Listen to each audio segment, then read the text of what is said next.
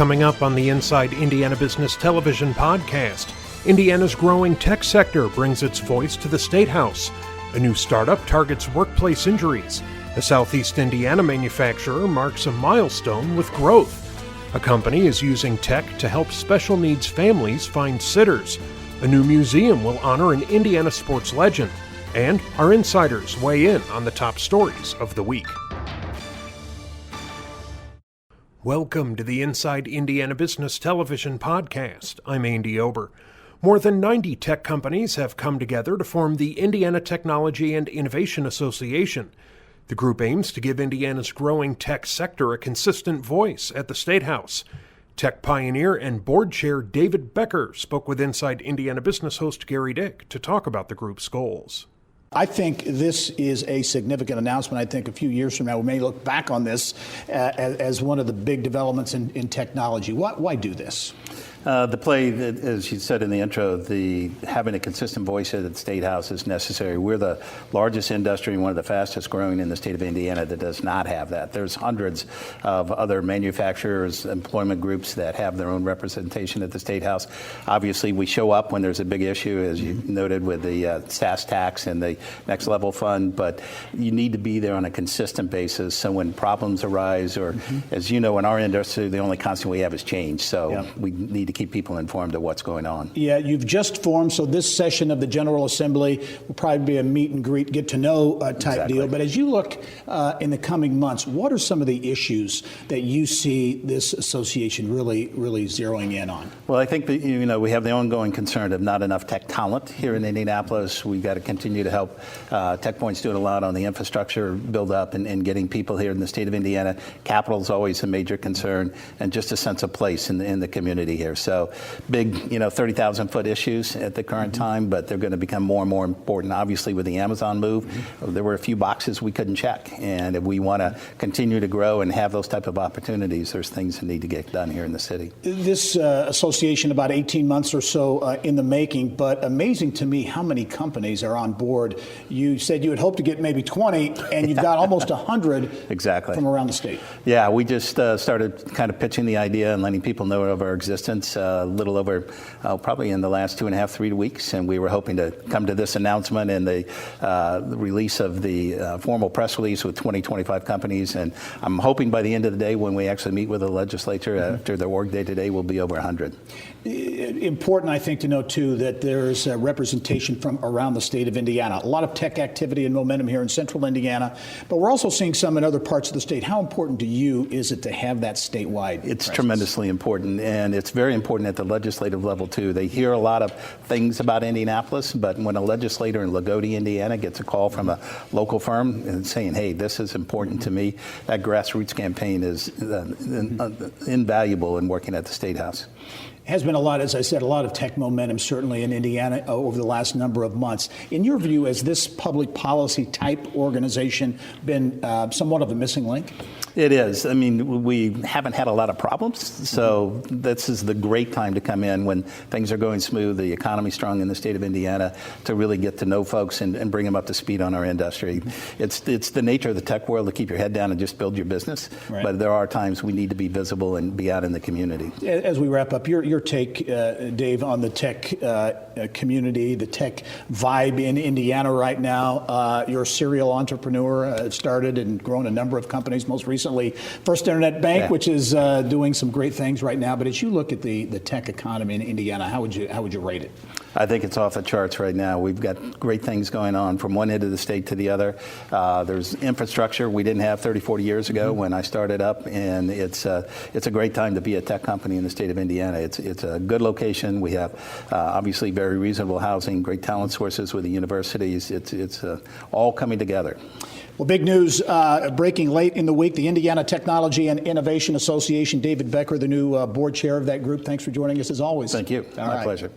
Still to come, Batesville Tool and Die marks 40 years, and Agbioscience takes the statewide spotlight. But first, venture studio High Alpha has launched its first company since a $100 million infusion in July.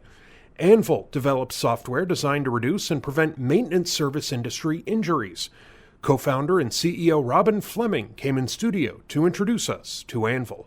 Let's talk about Anvil. This is a milestone for High Alpha, too, the 10th company to be spun out of that venture studio. But give me the idea behind and how the idea came about for Anvil. Sure. So Anvil is a workforce first safety solution, technology that we are building to put in the hands of a worker that's in a hazardous condition.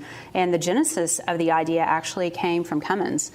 Cummins is, a global power leader, Fortune 500 company with actually an impeccable safety record. They won the Campbell Award several years ago, and they really wanted to innovate on safety and had an unmet need around worker safety. So they came to High Alpha, and Anvil was born. And I think in a way that's really a great example of how High Alpha and the whole thing works. A company comes here, they've got an issue, a problem, seeking a solution, create a company. Absolutely. So High Alpha is a company built to build companies, and they bring on leaders such as myself and other folks to help found those companies and incubate them and build them out. It's really an excellent model, and I can't think of a better team to work with. Yeah, we'll talk about it because your background, you're VP of, I think, technology at Angie's List. You're Primo. You have a long history in technology in Indiana. Talk about the High Alpha model and you joining the organization as an entrepreneur in residence. Sure. Really for me, I had choices as I exited Angie's List to figure out whether I wanted to stay in Indy or not. I really wanted to stay in Indy, and I really wanted to, start fresh and start a startup. So I joined as entrepreneur in residence. We've been in stealth mode for many months, working very hard to build out that vision and launch the company mid-October, and are very, very excited about what we're doing. We believe we're doing something that's very special and unique that helps people go home at the end of the day. Talk about what you see as the potential for Anvil and the potential for growth. Obviously, Cummins coming to you with this issue, creating this, it's got some potential scalability. It definitely does. We've received a lot of really positive feedback. We just recently went in October to the National Safety Congress and Expo, received a lot of positive feedback from people wanting to partner with us, from prospects. There's truly that unmet need is not just with Cummins, it's really kind of across the industry. There's a lot of focus on compliance solutions. There's a lot of focus on wearables.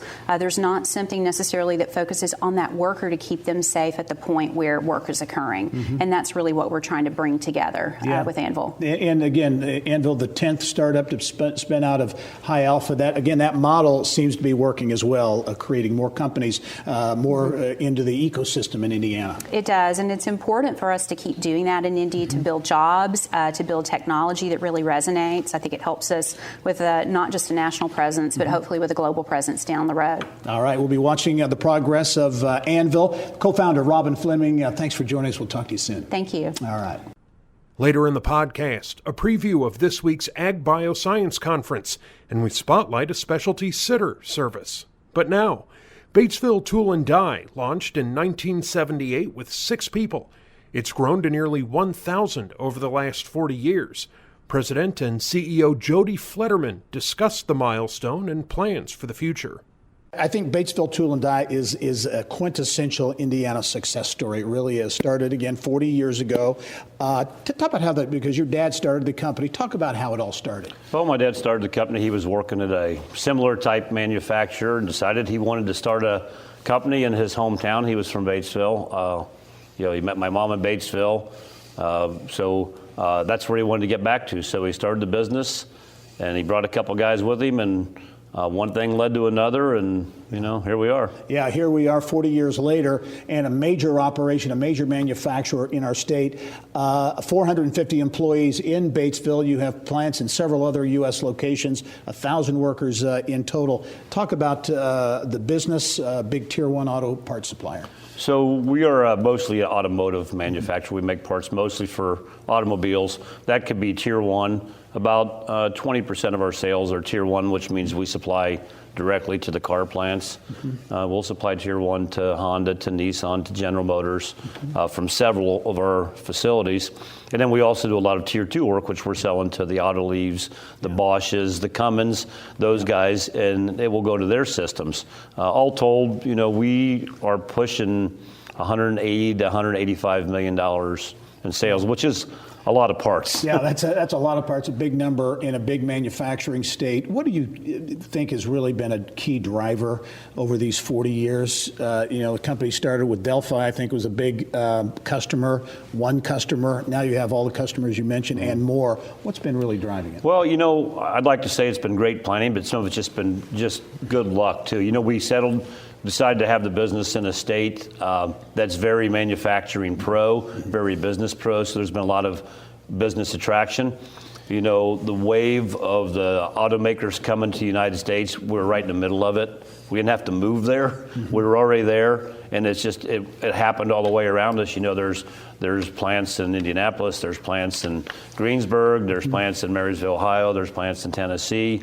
So it just kind of exploded around us, and we were in the middle of it, and we took advantage of it, and then we've seen a lot of opportunity and growth from that. Workforce and finding quality workers is a challenge for everyone in manufacturing and lots of industries. You've been very proactive with your Skill Up program, with a partnership with Batesville High School and Ivy Tech. Talk about those efforts and why they're important. So we're spending a big thing that we're doing this year is skilling up our current workforce because we need them to be more capable and be able to do more things because we want to pay them more money and we want to get more done. Mm-hmm. So we've embarked on a really large program, that a Pay for Skills program and an Achieve Your Degree program in conjunction with Ivy Tech, that they can take classes at Ivy Tech. We'll pay for all the classes if they pass them.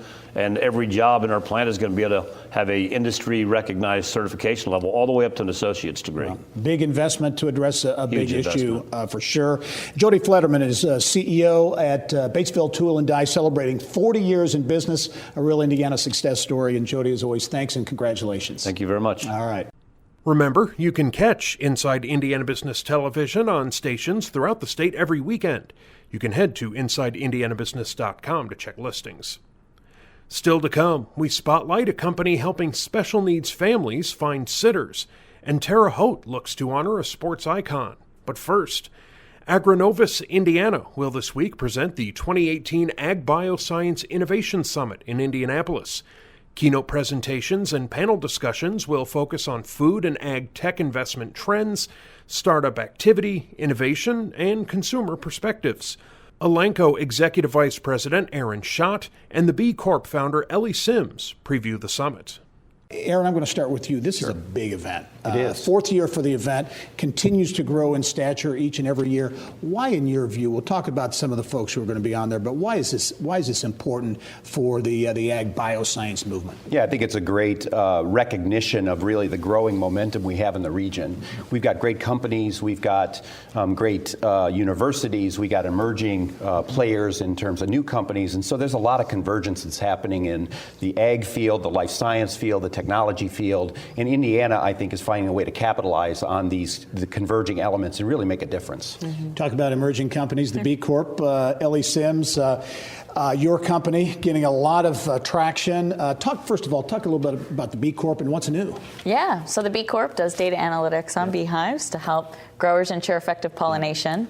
We're actually now starting to work with growers directly versus beekeepers, and so we're newly launching a new product in February, right after the summit, heading to California to kick that off. So we're very excited, but we're also excited to be a part of this ecosystem and to be a part of other startups in Indiana being featured. Yeah, and you're going to be actually part of the summit. You're going to have a conversation on entrepreneurship with Scott Dorsey and the two Scotts, actually. Yeah, Scott Massey, a good friend. Massey, Helioponics, great company. Talk about a little bit about that, what you expect to do there. Yeah, so we're also bringing in two other entrepreneurs from out of state. These are fantastic startup entrepreneurs. So we'll have Indiana and the really national scene shown.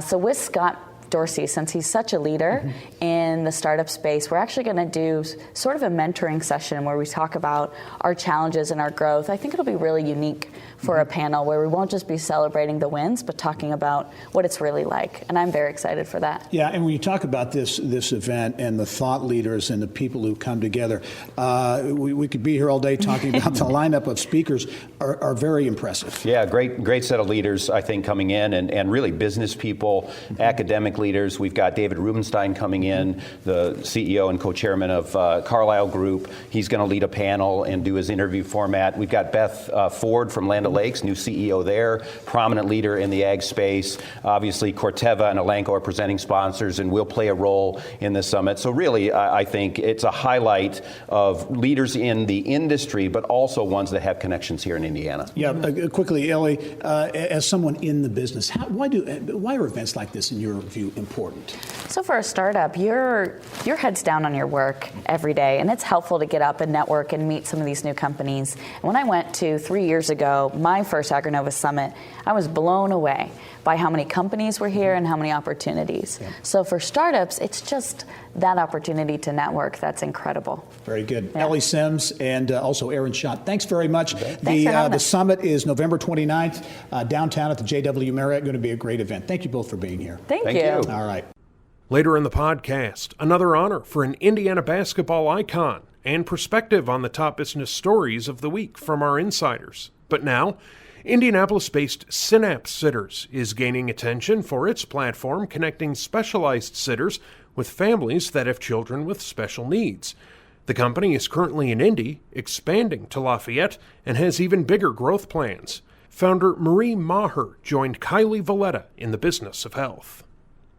You have personal experience with the challenge of trying to find a sitter for a child with special needs. Tell us how your business idea came about. Sure. So at 3 years old, my son was diagnosed with autism. And shortly after his diagnosis, I kind of noticed a theme within my sitters. They were having a hard time dealing with his behaviors. I would get called home a lot. And eventually I just didn't have the confidence in them. So I decided, I just probably should stay home more often. He was getting therapies at an ABA center for 40 hours a week, so I thought I should get to know his team better. And I kind of noticed this common thread that they all have education within human services. So I thought, what would happen if we put that type of sitter with that type of background on one platform and started marketing directly towards the special needs community?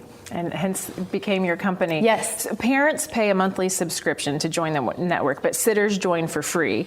But there are special qualifications that your sitters have. Tell us about that. Sure. So we need to verify that they have some type of education or employment experience within human services.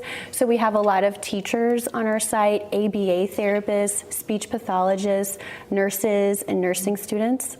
And you started in Indianapolis about 1 year ago, yes. But you are expanding. Yes. So sharing that for the first time on the show, tell us where you're expanding to. Sure. So right now we are actually currently boarding sitters in the Lafayette and West Lafayette area. Once we reach a certain amount, we will be having parents sign up. But we do have plans after the first of the year for Fort Wayne and the South Bend, Mishawaka area as well. That's fantastic. Women are a minority in the tech industry. So what has it been like being a female entrepreneur in the tech industry? Well, I am a non-technical founder, meaning I have no coding or technology experience, but I knew technology was a great platform to connect people. So I was very lucky. I found this group called the Startup Ladies, and what Kristen Cooper and that group have done really well is connect entrepreneurs like myself to real resources to build technology and platforms to solve problems. And one thing you mentioned that's interesting is Synapse Sitters isn't just for toddlers or young kids. It extends beyond that. Exactly. So when you have a child with special needs, their diagnosis never goes away. And on other platforms, babysitter platforms, parents typically start leaving when their children are around 11 to 13 years old. But we actually allow parents of teens and young adults up to age 20 to join because they may not necessarily be looking for a babysitter, but perhaps a companion to take their child out to teach life skills, such as going to the grocery store or going to a restaurant. So your company kind of grows with them. Yes. Well, thank you for being here today. It's a great topic. Thank you. Still to come, our panel of insiders weighs in on the week's top stories. But first, a museum honoring an Indiana basketball legend is being planned for downtown Terre Haute. The Larry Bird Museum would be located in the planned Terre Haute Convention Center. Mayor Duke Bennett detailed the plans with sports contributor Bill Benner. How did this all come about? Well, we've been talking about a convention center for quite some time, probably about 3 years. And so as that became a reality, we thought a couple things. One is Greg Gibson, local guy in Terre Haute, and his father Max really helped get Larry when he came to Terre Haute, when he first came to Indiana State University. But they've been storing a lot of his memorabilia over the years there in Terre Haute. So as we were developing this convention center concept, we thought, could there be room to create a Larry Bird museum of all that memorabilia instead of it staying in storage where nobody can see it? Let the public come and see all of his stuff, because he has a lot of memorabilia. So that really, I give Greg Gibson all the credit to that, to convince Larry that was a good thing to do, and now it's turning into a reality. I can only imagine this. What a tremendous attraction this will be, not just for the people of Terre Haute who still remember Larry as that great sycamore, but for people from across the country, around the world, who recognize Larry Bird. You wouldn't believe how many people come to get their picture taken with his statue in front of Holman Center. But when I travel around and tell people, where are you from? You say Terre Haute, and one of the first things, I would bet 9 out of 10 times they'll say, oh, Larry Bird played basketball at Indiana State. He is just such a renowned figure for all of us here in Indiana, but especially Terre Haute. And this is just going to be something that not only locals and people in West Central Indiana, I would suspect they'll come from all over. And part of a larger strategy, the convention center that's going to be constructed, and you're actually will have sort of a museum district that this will be a centerpiece. Yeah, there'll be 9 museums within walking distance of the convention center, including this one. And Children's Museum is right across the street. We've got a Holocaust Museum coming downtown. It's in a different location now, but it's moving. It's really kind of an amazing thing that's transpired over the last 10 to 12 years of creating those quality of life destinations in downtown Terre Haute. And Mayor, I can only imagine, again, Larry's career, not just high school, college, pro, Olympics. I mean, he has touched the Indiana game in so many incredible ways. This will have to be it'll be a fantastic display, I have to. It will. When you start talking about all those things from high school all the way through, he has a lot of items to be displayed, but a lot of things that we're all proud of too, and keeping them in storage, I think, is just not, none of us, we'd love to see it. And so I think that's really where that idea came from, was let's create a destination and celebrate the achievements of Larry Bird. Well, I can't wait to see it. Construction starts next spring, so I can't wait to see the finished product. Mayor Duke Bennett, the 3rd longest tenured mayor in Terre Haute history, 200 years. That's amazing. Yeah. Thank you, Mayor. And finally, our insiders give perspective on the state's top business stories. This week's panel includes Katz Corin Cunningham co-founding partner Norris Cunningham, Business Furniture CEO Mary Beth Oakes, and IndyPolitics.org publisher Abdul Hakim Shabazz. And Abdul, our resident legislative guru, and you were down there, I know, for Organizational Day. The technology sector people have talked about that group as a group not having an advocacy, a policy group. That is changing now with the creation of the Indiana Technology and Innovation Association. Good move? Very good move. When you look at just how Indiana has grown over the past 10 years, particularly in the technology field, whether it's Infosys or whether it's Salesforce, just some of the other 16 Tech in Indianapolis, some of the tech hubs that just sort of sprout all over the place. It only makes sense that the tech people have a public policy advocacy group to explain a lot of these issues to a lot of lawmakers that aren't who just got off MySpace not too long ago and discovered social media. So no, I think it's really good and a really smart move for the tech industry. And the timing maybe that with the momentum in the tech community, a good time to do it. It's almost kind of shocking that it took this long for this to happen, right? But I think I'm like you. I think it's a great move. Very timely. Needed to happen. They need a voice. They need somebody that can really inform the legislators about what needs to happen and how it should happen, why it should happen. And also, Norris, as you try to attract talent here, some of these issues, taxation issues and issues around talent, legislatively, those can be important moves. Well, exactly right, and so now they can focus on their own legislative priorities, right? There's a political action committee that comes along with this, and so they're going to have an opportunity, I think, to start influencing policy on the front end rather than sort of being reactive, I think, the way the tech industry has been in the past. And just to piggyback on that, if you look at some of the issues we've had to deal with the last couple of years, whether it was like how do you regulate Uber, Airbnb, right. And even to a lesser degree, scooters, all over the place as this new technology pops up, it's good for the technology people to have an advocacy group that can explain to lawmakers, here's why self-driving cars are what they are. Right. Let's talk about legislative priorities. A number of organizations and groups out with their legislative agenda. agenda in the week just ended. The Indiana Chamber of Commerce business advocacy, obviously, will focus on areas like hate crime legislation. Also back to cigarette taxes, Abdul, a $2 increase per pack. Didn't work last time. You think they'll have more success this time? They might. When we did Politics polled the U.S. Senate race this past October, we also asked about a $2 increase in the cigarette tax, and oddly enough, had like 62% support for an increase in the cigarette tax. Now, whether lawmakers will follow along, that remains to be seen. I know the speaker at the event afterwards talked about maybe like a $1 increase might be sort of the way to start. But with the state also, we found out this week, having some budget issues with revenues maybe falling a little short, a lot more demands. That $2 cigarette tax increase just might actually look really attractive to a lot more people. Yeah, and from a business community standpoint, the health issues, Indiana unfortunately continues to not do well in those health ratings. Poor health costs businesses money. It does cost us. I mean, health costs, the healthcare costs are rising so dramatically, and I know every company we work with has a whole initiative around really getting their employees healthier, more proactively, really educating them so they can be good consumers of healthcare. Yep. So I think you're right. I think anything we can do to move that along just makes us a better community, more attractive. Yep.